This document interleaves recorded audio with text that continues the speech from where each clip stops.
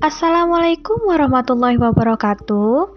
Perkenalkan kami dari kelompok 2 akan menjelaskan materi tentang fraud, di mana kelompok 2 terdiri dari Ulfatul Rahmita Putri dengan nomor BP 2011-02-1024, Fahdia Nadira Dila dengan nomor BP 2011-02-2010, Aulia Nurrahmawati dengan nomor BP 2011-02-2047, dan Nur Hayati dengan nomor BP 2011-02-4008 dengan dosen pengempu Ibu Sukartini SEM.Com AKCA. Baiklah, selamat menyaksikan video presentasi yang kami sajikan. Di mana pada pokok pembahasan materi fraud terdiri dari beberapa poin. Di antaranya yang pertama ada pengertian fraud, yang kedua korupsi, ketiga pencegahan fraud, keempat mendeteksi fraud, dan kelima contoh kasus fraud. Pengertian fraud menurut Aliso tahun 2006 dalam artikel yang berjudul Fraud Auditing mendefinisikan kecurangan atau fraud sebagai bentuk penipuan yang disengaja dilakukan yang menimbulkan kerugian tanpa disadari oleh pihak yang dirugikan tersebut dan memberikan keuntungan bagi pelaku kecurangan.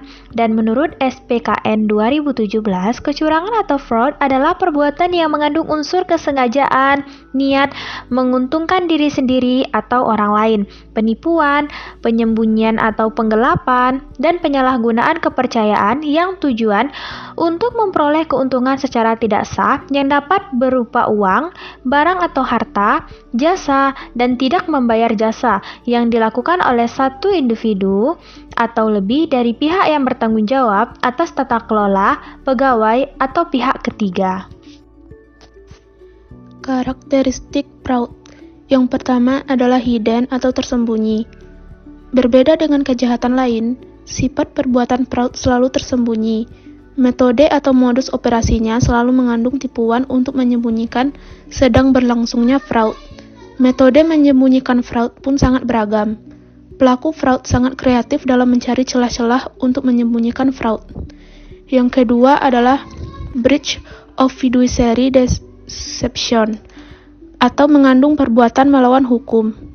Fraud tentunya merupakan kecurangan yang melawan hukum, karena perbuatan ini bertentangan dengan peraturan dan merupakan suatu perbuatan tercela. Yang ketiga adalah intentional atau dengan sengaja. Fraud merupakan tindakan yang dilakukan dengan sengaja dan penuh tipu daya. Dan yang terakhir adalah damage atau mengakibatkan kerugian. Pada akhirnya, tindakan curang tersebut menimbulkan kerusakan atau damage, berupa kerugian bagi orang atau pihak lain dan keuntungan bagi para pelaku fraud. Selanjutnya kita akan membahas tentang korupsi. Korupsi adalah suatu perbuatan yang dilakukan dengan sebuah maksud untuk mendapatkan beberapa keuntungan yang bertentangan dengan tugas resmi dan kebenaran-kebenaran lainnya. Dan korupsi banyak terjadi di negara yang sedang berkembang dan kurangnya tata kelola yang baik. Korupsi sulit dideteksi karena berbagai pihak bekerja sama dalam menikmati keuntungan. Masalah korupsi umumnya cukup kompleks, karena di dalamnya termasuk konflik kepentingan, penyuapan, pemerasan ekonomi, penerimaan yang ilegal, dan korupsi ini sendiri terbagi menjadi dua kelompok, yaitu yang pertama adalah konflik kepentingan, dan yang kedua adalah menyuap dan menerima suap. Penyebab terjadinya fraud atau kecurangan. Penyebab terjadinya fraud terdapat dalam buku internal audit yang mengemukakan kecurangan terjadi karena terdapat penyebab utama dan penyebab sekunder. Adapun penyebab utamanya yang pertama yaitu penyembunyian atau concealment. Kesempatan tidak terdeteksi. Pelaku perlu menilai kemungkinan dari deteksi dan hukuman sebagai akibatnya. Yang kedua adalah kesempatan atau peluang. Pelaku perlu berada pada tempat yang tepat, waktu yang tepat agar mendapatkan keuntungan atas kelemahan khusus dalam sistem dan juga menghindari deteksi. Yang ketiga adalah motivasi. Pelaku membutuhkan motivasi untuk melakukan aktivitas demikian. Suatu kebutuhan pribadi seperti ketamakan atau kerakusan dan motivator yang lain. Yang keempat adalah daya tarik. Sasaran dari kecurangan yang dipertimbangkan perlu menarik bagi pelaku. Dan yang terakhir adalah keberhasilan atau sukses. Pelaku perlu menilai peluang berhasil yang dapat diukur baik menghindari penuntutan atau deteksi. Dan penyebab sekundernya yang pertama adalah APER, adalah kurang pengendalian, mengambil keuntungan aktiva organisasi dipertimbangkan sebagai suatu tunjangan karyawan. Yang kedua adalah hubungan antar pemberi kerja atau pekerja yang jelek, yaitu saling kepercayaan dan penghargaan telah gagal. Pelaku dapat mengemukakan alasan bahwa kecurangan hanya menjadi kewajibannya. Yang ketiga adalah pembalasan dendam, dan yang keempat adalah tantangan. Sedangkan faktor lain atau sebagai tambahan dapat pula terjadi karena ada gejala-gejala dari pihak manajemen atau karyawan. Antara lain, yang pertama adalah gejala kecurangan manajemen. Yang pertama, Departemen Akuntansi kekurangan staf. Yang kedua, tingkat komplain yang tinggi terhadap organisasi atau perusahaan dari pihak konsumen, pemasok, atau badan otoritas. Yang ketiga, kekurangan kas secara tidak teratur dan tidak terantisipasi. Yang keempat, penjualan atau laba menurun, sementara itu utang dan piutang dagang meningkat. Yang kelima, perusahaan mengambil kredit sampai batas maksimal untuk jangka waktu yang lama. Yang keenam, terdapat kelebihan persediaan yang signifikan. Dan yang ketujuh, terdapat peningkatan jumlah ayat jurnal penyesuaian pada akhir tahun buku. Dan yang kedua, faktor lainnya adalah gejala kecurangan karyawan. Seperti yang pertama, pembuatan ayat jurnal penyesuaian tanpa otorisasi manajemen dan tanpa perincian atau penjelasan pendukung. Yang kedua, pengeluaran tanpa dokumen pendukung. Yang ketiga, pencatatan yang salah atau tidak akurat pada buku jurnal atau buku besar. Yang keempat, penghancuran, penghilangan, pengerusakan dokumen pendukung pembayaran. Yang kelima, kekurangan barang yang diterima. Yang keenam, kemahalan harga barang yang dibeli. Dan yang ketujuh adalah faktur ganda dan penggantian mutu barang. Selanjutnya, mencegah terjadinya fraud. Untuk mencegah terjadinya fraud, yang pertama kita bisa memperketat pelaksanaan SOP. Fraud dapat dicegah melalui pelaksanaan SOP yang ketat. Masih sering didapati jika SOP dianggap hanya sebatas aturan teoritis sehingga diabaikan. Bisa karena tenggat waktu yang diberikan untuk menyelesaikan tugas terlalu singkat, sehingga membuat SOP dilakukan tidak sesuai prosedur atau melompat-lompat. Yang kedua, menyediakan sistem pengendalian internal. Perusahaan juga harus menyediakan sistem pengendalian internal yang jelas, mulai dari penetapan tugas hingga otoritas masing-masing karyawan. Hal ini berguna agar tidak terjadi kesalahpahaman dalam menjalankan tugas dan mengurangi penyalahgunaan otoritas.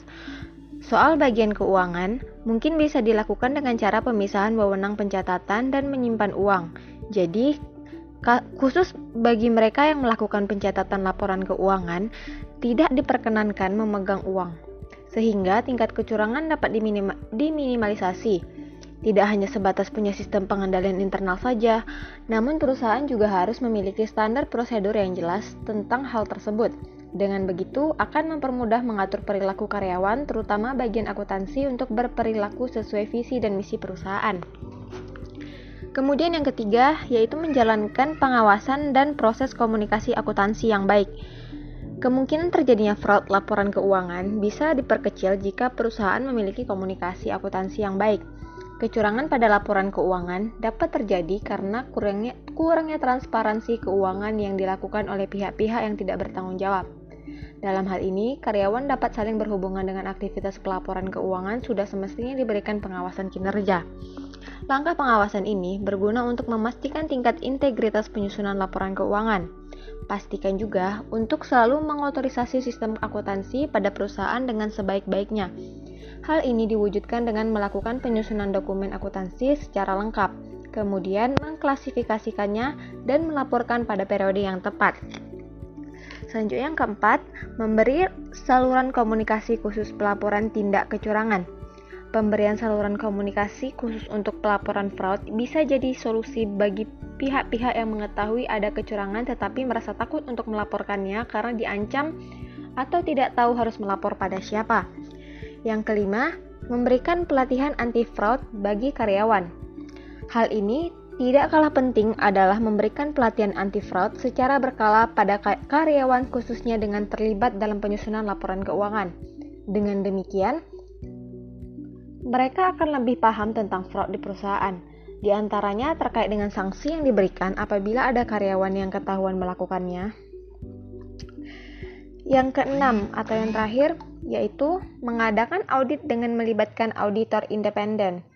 Segala jenis bisnis, baik itu berskala besar maupun kecil, berpotensi untuk mengalami tindakan kecurangan terutama dalam pelaporan keuangan.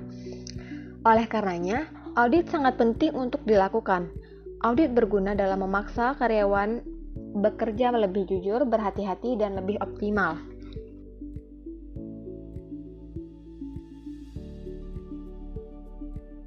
Poin selanjutnya yaitu mendeteksi fraud. Yang pertama, kita bisa memeriksa jajaran manajerial. Kasus penggelapan, kecurangan laporan keuangan seringkali melibatkan pihak di jajaran manajerial atau pengambil keputusan. Karena itu, jajaran manajemen harus diselidiki untuk mengetahui tujuan mereka melakukan kecurangan. Yang kedua, adanya keterkaitan dengan pihak eksternal. Salah satu cara yang sering digunakan dalam melakukan kecurangan adalah dengan memberikan bantuan organisasi baik yang nyata atau fiktif. Untuk itu, harus dideteksi adanya hubungan antara organisasi dengan lembaga keuangan, organisasi dengan individu, eksternal auditor, lembaga pemerintah, atau investor. Yang ketiga, sifat organisasi. Sebuah kecurangan seringkali tidak terendus karena adanya struktur organisasi yang digunakan untuk menyembunyikan kecurangan tersebut. Misalnya, struktur organisasi yang terlalu kompleks atau tidak adanya internal audit dalam sebuah departemen. Untuk itu, peneliti harus mengetahui seluk-beluk organisasi termasuk pemilik perusahaan. Yang keempat, laporan keuangan dan karakteristik operasional. Melakukan pemeriksaan di antaranya rekening pendapatan aset, kewajiban, pengeluaran atau ekuitas. Tanda kecurangan yang seringkali terdeteksi adalah adanya perubahan dalam laporan keuangan. Yang kelima, auditor internal. Merupakan aktivitas konsultasi yang independen dan objektif untuk menambah nilai dan memperbaiki operasional organisasi. Definisi lainnya adalah penilaian yang dilakukan oleh personal dalam organisasi yang memiliki kompetensi dalam hal meneliti catatan akuntansi perusahaan dan pengendalian internal dalam perusahaan. Tujuan dari auditor internal adalah untuk membantu pihak manajemen dalam pertanggungjawaban dengan memberikan analisis, saran, penilaian tentang kegiatan yang diaudit. Yang keenam, auditor eksternal. Auditor eksternal diperlukan untuk mendeteksi kecurangan dalam organisasi serta melakukan analisis jika auditor internal mengalami kesulitan. Yang ketujuh, profil pelaku, korban, dan perbuatan fraud. Profil tidak menunjukkan secara khusus ciri-ciri satu orang, melainkan memberi gambaran mengenai berbagai ciri atau traits dari suatu kelompok orang seperti rentang umur, jenjang pendidikan, kelompok sosial seperti kelas atas, menengah, bawah, bahkan kelompok etnis dan seterusnya. Mengetahui profil sama dengan profiling. Profiling merupakan upaya mengetahui profil, mendeteksi dari mulai faktor keturunan, segi bentuk fisik tubuh, ciri psikologi, dan psikiatris. Profiling pelaku fraud bertujuan untuk memudahkan penangkapan pelaku profiling atau pelaku fraud.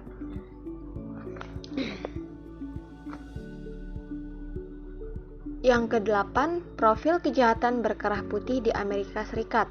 Laki-laki kulit putih berpendidikan Suka mengambil resiko, egois, ingin mengetahui. Misalnya ia mengambil waktu untuk menanyakan sistem informasi perusahaan dan berbagai kaitan antar sistem.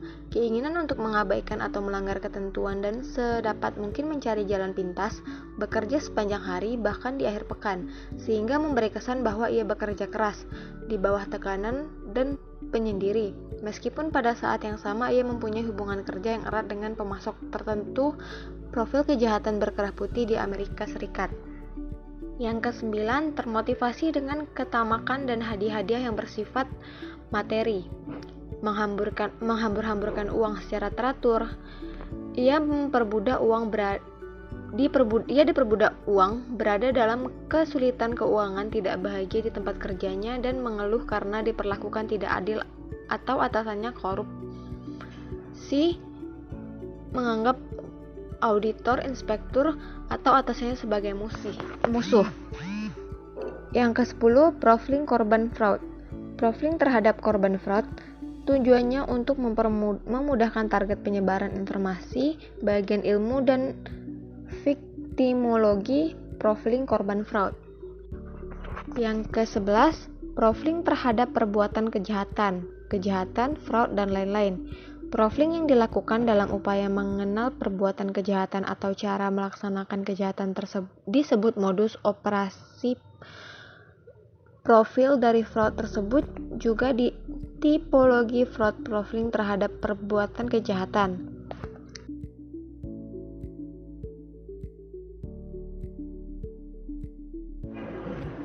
Siapa tak kenal perusahaan penerbangan yang satu ini? Ya, PT Garuda Indonesia pernah tersandung kasus fraud laporan keuangan.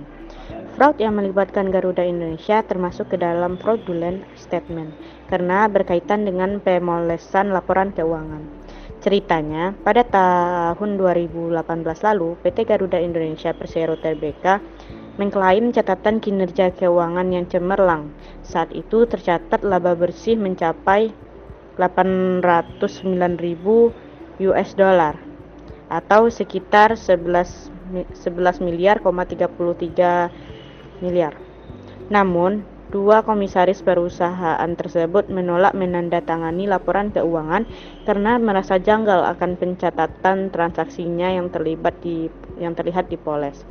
Keduanya tak sepakat pada salah satu transaksi kerjasama dengan PT Mahata Aero Teknologi, sebuah startup penyediaan teknologi Wi-Fi on board yang dibukukan dengan pendataan oleh manajemen. Kronologinya, Mahata bekerja sama secara langsung dengan PT Citylink Indonesia, anak usaha Garuda Indonesia yang dianggap menguntungkan hingga 239,9 juta US dollar.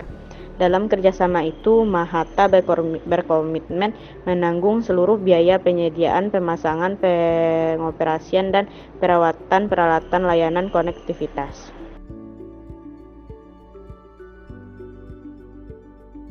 Pihak Mahata sebenarnya belum membayar sepenuhnya dari total kompensasi yang disepakati hingga akhir tahun 2018. Tetapi, manajemen tetap mencatat laporan itu sebagai pendapatan kompensasi atas hak pemasangan peralatan layanan konektivitas dan hiburan dalam pesawat. Pada akhirnya, laporan keuangan Garuda Indonesia menorehkan laba bersih. Akan tetapi, hal itu terendus oleh pihak regulator hingga Bursa Efek Indonesia atau BEI pun memberikan peringatan tertulis 3 dan mengenakan denda sebesar 250 juta kepada Garuda Indonesia serta menuntut perusahaan untuk memperbaiki dan menyajikan laporan keuangan. Tidak sampai di sana, Otoritas Jasa Keuangan atau OJK mengenakan denda masing-masing sebesar 100 juta kepada Garuda Indonesia, dan seluruh anggota direksi OJK juga mewajibkan perusahaan untuk memperbaiki dan menyajikan kembali laporan keuangan 2018. Bagi kantor akuntan publik, OJK memberikan surat tanda terdaftar atau STTD saham tahun kepada KAP karena di sisi lain, Kementerian Keuangan juga membekukan izin terhadap AP Kasner Sirumpana selama 12 bulan.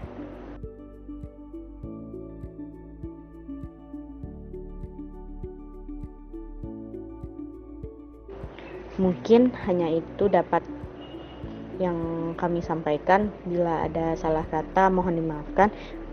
Banyak maaf. Assalamualaikum warahmatullahi wabarakatuh.